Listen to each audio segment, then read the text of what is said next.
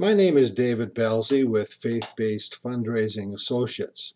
Today, I want to give you an overview of the various models that have been used to conduct capital campaigns in churches in Canada over the past 65 years or so.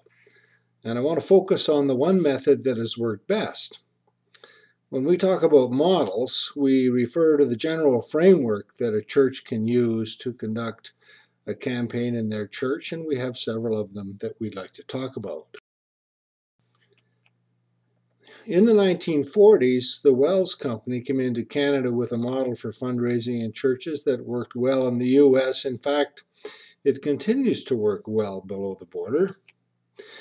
It was a good foundation for us to use in Canada, and over the years, we've made minor changes to it to suit our more conservative culture here in Canada. One of the differences is that we do not encourage individuals in churches to share the actual amount of the 3-year commitment they are making. We've seen this backfire in some cases when recession hits a community, and it could exhibit pride and competition within the congregation, so it's not a great idea. There are other models that have been attempted. The first is what we call the ask and wait for it to come in model.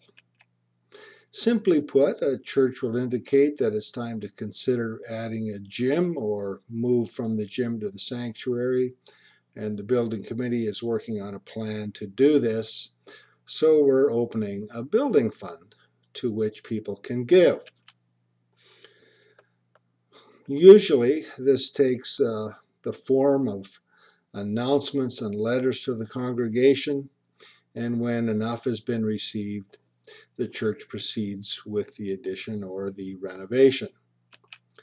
Sometimes you'll see a thermometer at the front of the church indicating what the goal is and the amount received so far. I've seen a thermometer in a church sanctuary for several summers while vacationing in that particular area of the country, and each year it moves up a bit, of course. But the cost to build the project has also moved upward, and the possibility of the project going forward is unfortunately minimal. The second model is the congregational commitment dinner model. The idea is for the church to send an initial letter to the entire congregation with an explanation of the project, usually from either the board or the pastor. The pastor follows this with 3 sermons on stewardship, and the campaign is concluded with a special banquet at which commitment cards are distributed and pledges received. There are several downsides to this model. First, letters generate a 5% response, and invariably only the person opening the mail will view the contents. The response is improved if reminders are given by mail or verbally at worship services. And then secondly, about 50% of people who are part of your church are in church on any given Sunday, and often the attendance varies dramatically from one Sunday to the next. So does everyone hear all 3 sermons? Not likely. Then the most important downside is that only responses received at the dinner are tallied and included. Unfortunately, everyone doesn't attend the dinner. In fact, usually about 40% of the congregation attend. The third model is the Commitment Sunday model. A variation of this has been used by some very large churches in the US with great success. As you can see from the visual here, there's a letter mailed with a commitment card to start the process. Sometimes a brochure and DVD are included in this initial mailing. Then 3 Sundays are used to promote the project and preach on stewardship. Commitments are received at the worship services, and if the 3 or 4 Sunday lead-in services and sermons are effective, about 40% of the people will respond. While it's similar to Model 2, It eliminates the cost of a banquet, and instead it focuses on the materials printed and shown to share the vision for the new project, as well as a sermon. Again, the model assumes that everyone will be present at the service when the commitments are received, and the church is content with what comes in through the offerings. All three of these models are normally staff-driven. In other words, they are run from the pulpit by the pastors rather than lay persons.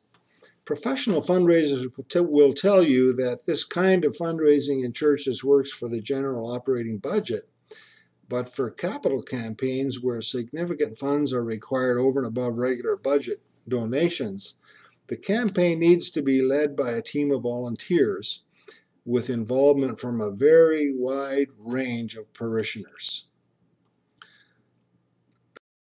which is the case with the fourth model, the one that is more successful, at least in the Canadian context seen here. This requires a volunteer leadership group of 10 or 11 people who recruit team members to carry out their various tasks. A good consultant or coach will, of course, meet with you first to discuss the DNA or structure of your church in order to ascertain how to proceed, at which time he provides an overview. He discusses the key calendar dates, shares the job profiles of the various team members, and then he leaves to put together the manual, and the church recruits these directors or team members, usually over a month or 6-week period, after which they are oriented to the overall process by the consultant or coach. The personal communication is what sets this model apart from others, since it utilizes some kind of face-to-face process of sharing the vision. We usually recommend it be done in homes. It can either be one-on-one or in groups. So if a church already has a small group ministry in place, these groups can be used, and the idea being to share the vision for the project, receive input from people, take notes on what they say, answer their questions. People do tend to respond to the ask if their questions are answered and input received. Most people do not offer input or ask questions well in large groupings. So once the team is recruited, the consultant puts together a calendar in which he meets with all the teams in rotation every other week to move the process forward. He trains the participants, he solves problems, and moves to Plan B when Plan A doesn't fly. Yes, there are a series of sermons, but usually not all on stewardship. They usually focus on where God is leading you as a church. The vision for the future, how you're going to get there, what it will take to do this. Will it take a lot more volunteers and financial resources, and just how are you going to proceed?